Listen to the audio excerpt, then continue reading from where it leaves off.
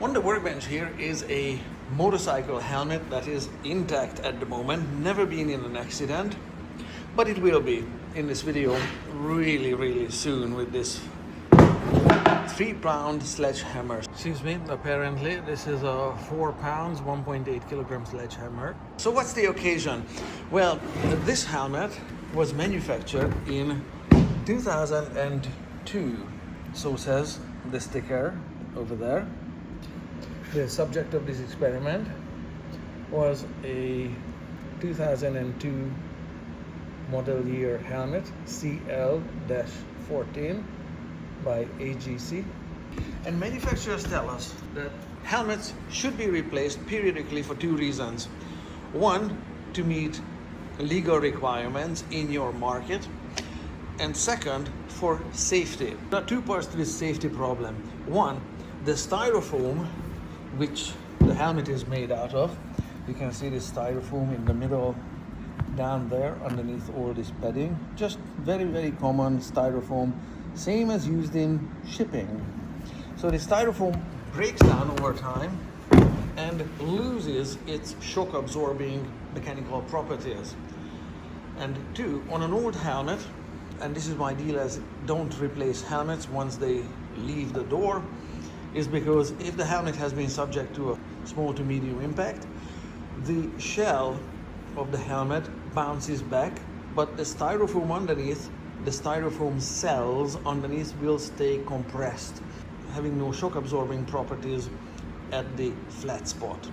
So this could have a flat spot somewhere if this has been subject to any kind of impact loading. So in this video, I'm going to put a series of dings on the helmet, ideally a few where the styrofoam gets compressed and collapsed and the shell bounces back, to see how the theory looks like or works like. And then to see the damage, the helmet needs to be cut across with a saw. Yes. So let's see take 1. Right now, here at the temple where this yellow sticker is, I'm going to hit it with a hammer, random amount of force. I could go with a vertical drop from a certified height with a known mass of the hammer, but I'm just going to go like so and see what happens here. Does it feel any squishy or spongy? Not really. Alright, right next to it here, and this is where it's going to be cross-cut, yes? So right next here, the next spot, I'm going to apply more force. About yay much. So that's the next spot. For the next one, somewhere here at the crown, I'm going to go with even more force. Yeah, the shell does not seem to have any kind of soft spot in it. The next spot will be here. Let's try to break it.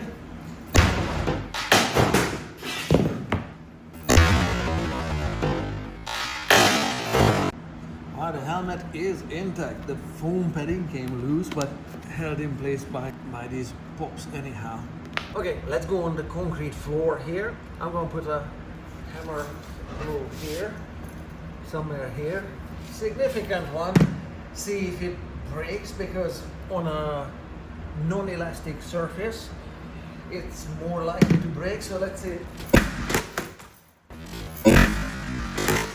Yeah, so I can see some scratches, surface scratches on the helmet, but it doesn't seem to be squishy, hiding anything underneath. I really need to peel the shell off and see what the damage is. I'm gonna put one more hit there.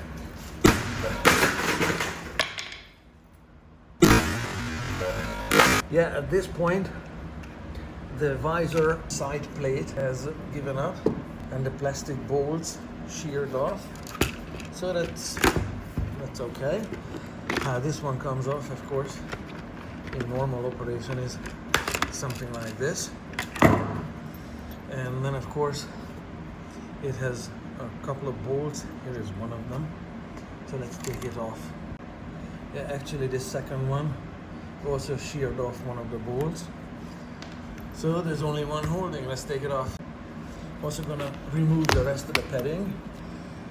It doesn't need to be subject to the saw cut. Yeah, so in normal operation, that's how the bolts come out, and they are not sheared off. And there. Looks like the inside, the styrofoam. So this part here, this whole thing just comes out, and this is what's inside the helmet. Now, no part of the helmet was hit here directly by the hammer, but obviously, as it's loaded vertically, it's balancing on this point, so the whole helmet is subject to the same crushing force, forcing this part of the helmet up. Equal and opposite forces would be hammer coming down and the ground pushing up on the helmet starting here, because there's a low spot here, so the helmet is balancing on this point. I want to see if there's any kind of weakness in the helmet here where the most amount of bending this part would be subject to. I can just pull on the rest of the helmet, and this might just come out in one piece, so we can actually see the hammer dimples in the styrofoam.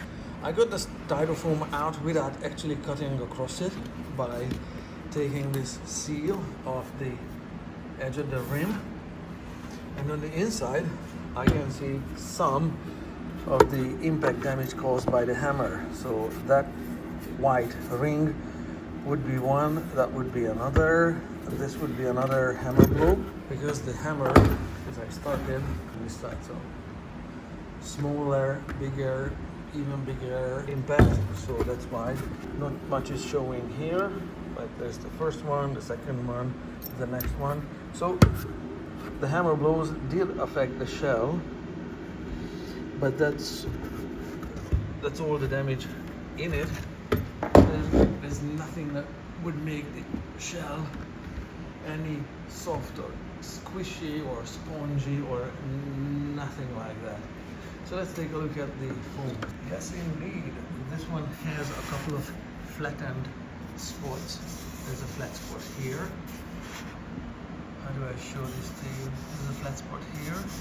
This is another flat spot here. Another flat spot here. Let's see here. Nothing on the back side. Interesting.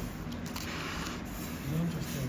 Really, really nice work by HJC to manufacture a helmet with a strong shell that withstands a brutal sledgehammering. So let's try to find some other flat spots. Alright, let's just take off all this electrical tape, and this is yucky old glue, and I want to take out all the lining from the inside of the helmet, and the foam completely disintegrated at the forehead here at the forehead there. I wore a hole into this foam padding, just the shape of my head. Also disintegrated at the back of the head, also wore away the foam, so total disintegration there. Some of this foam at the back of the head is still glued in place. Alright, so that's the last bit of foam out. So that's the inside of the helmet. Like I said, at the forehead here, the liner and the foam wore away here at the front because of the shape of my head. So this here is also, whatever this black color this was painted at, that's also worn away here, and it's been thinned out from the inside. Some of this styrofoam just rubbed away or wore away. So that's on the inside. On the inside, there's no observable flat spot or damage whatsoever. This is a flat spot made there by the factory. Another flat spot made by the factory. This is where these plates mount, yeah. And so my hammer blows. Here, this is a flat spot. This is a flat spot here. This is a flat spot. I hit it really hard here. So I'm gonna take a surface, grab it from here, from the angle a little bit, and hit it with a hammer, just the styrofoam itself, on a new spot here. This is just to see if the protective shell is not on the helmet, what damage does an impact cause on just the styrofoam. The same shipping styrofoam as you find around fridges or whatever's being shipped with styrofoam. Yeah, without the shell, the styrofoam breaks immediately. You can see the outline of the break right there, and has been seriously flattened here. I think that flatness is obvious, even with this medium strength blow. So I'm going to repeat the same on this side. This side also hasn't been hit here. It's been hit in the middle somewhere here. So let's hit it on the outside here again. Ouch, that's a serious blow. Compressed the styrofoam cells. Let's see on the inside. Yep, this is from something else. Whatever caused that layer to be scraped away, it isn't from the impact. So the impact seems to be only skin deep. Only on the outside, it's not pushing the material in on the inside. None whatsoever. I'm gonna give it another hit here. See if I can break this helmet somewhere. Nope, it still didn't break. All right. Okay, it's breaking now. And it's breaking. And it's breaking here and on the other side. So let's see how this flat spot looks like. Wow. So the thickness of the styrofoam has obviously changed. It's less thick here than here. At a spot that wasn't subject to a sledgehammer strike. So it's also obvious from how it broke that only the surface layer cells got compressed in. I'm gonna try to make it, instead of this grainy or granular, we'll try to make it smooth, make a smooth cut through it. See how the cells look like through the cross section. Trying to make this with one cut instead of sawing it. One smooth cut.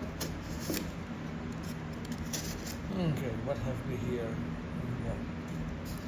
Alright, that's how smooth styrofoam looks like. Okay, let's cut away a little more.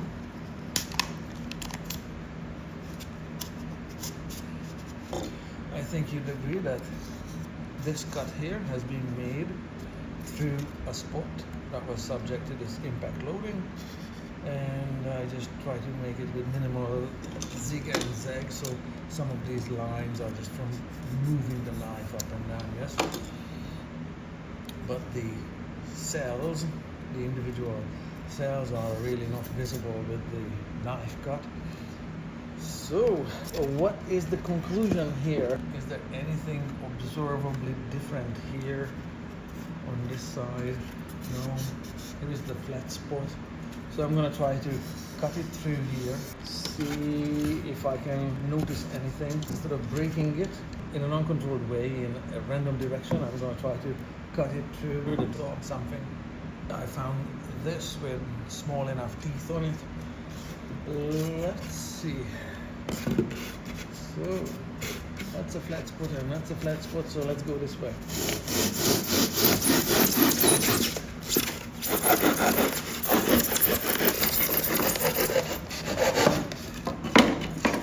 How is it looking? So that's one flat spot. Not a whole lot of visible. Again, the kinetic energy of the impact flattened the styrofoam from the top. It flattened some of the layers in here and completely left the underlying layers or the underlying thickness of the material completely unaffected. Yeah, here's another flat spot. same thing. It compresses the surface a little bit, everything else is unaffected. Yeah, same on the matching opposite sides. Yeah, I say, styrofoam works. The shell held up, good work by HJC. What am I gonna do with this shell? I'm gonna try to cut it in half as well, through those rings, just see what happens. So I'm cutting a saw curve through that flat spot there. This one here. It's going to take a few minutes to cut through. Yes, there are power tools in the shop, yeah, designed for flat pieces of lumber, not a wobbly helmet. Yep, it's coming along. So this was one spot where I hit the helmet. Here is another one, the first one.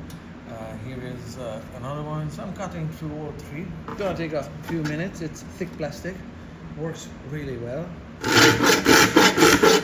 Just cutting through this impact spot here. As I'm cutting, the molten plastic, or the plastic has a smell like it's made of PVC from injection molding. Alright, I almost cut across the entire thing, and I scored the material here. Let's see how it breaks. So this little bit here snapped. The rest of it here are the sawtooth marks. So here is spot one. Is anything different through the thickness of the material? Nothing observable. How about here? That was a bigger blow. Nothing. This PVC, if it gets compressed, it springs back. While it was in one piece, nothing in it was squishy or soft anywhere. This has a thickness of about 3/16 of an inch, or about 4 or 5 millimeters. Yeah, if I measure this thickness with the caliper, it's 4 millimeters, maybe 4.2, 5/32 of an inch, something like that. So this is one flat spot, here is another flat spot. I don't see any visible deformation here at the impact spots on the helmet. So that's just how PVC works. Good testing was done on it by the manufacturer when they put this in production. Good materials were chosen for it that really stood up to the test of time. I don't see any deterioration on it, but me going at it like a caveman is not entirely scientific, but it does provide some kind of feedback to the structural integrity of the helmet. I don't see any sign of the manufacturer's myth that after an impact this gets squishy anywhere, or how the shell gets compromised in any type of small or medium impact situation. I don't see this deteriorating or being compromised anywhere. It needs a major amount of caveman effort, a major amount of impact, substantially damage the helmet. Alright, clean up. You make sure you change your helmet every so often wherever you live, so that it meets legal requirements. Make sure the helmet is not too old.